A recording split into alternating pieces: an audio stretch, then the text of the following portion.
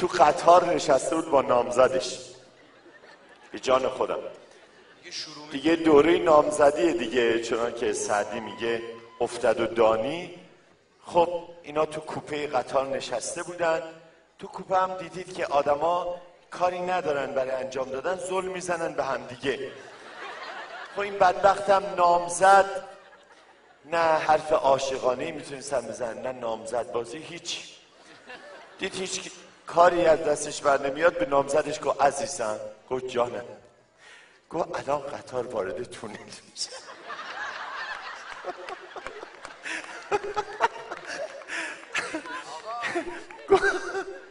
گفت قطار که رفت تو تونل، من به تو میگم یه نون به من بده، تو به جاش یه بوس به من بده. گفت باشه.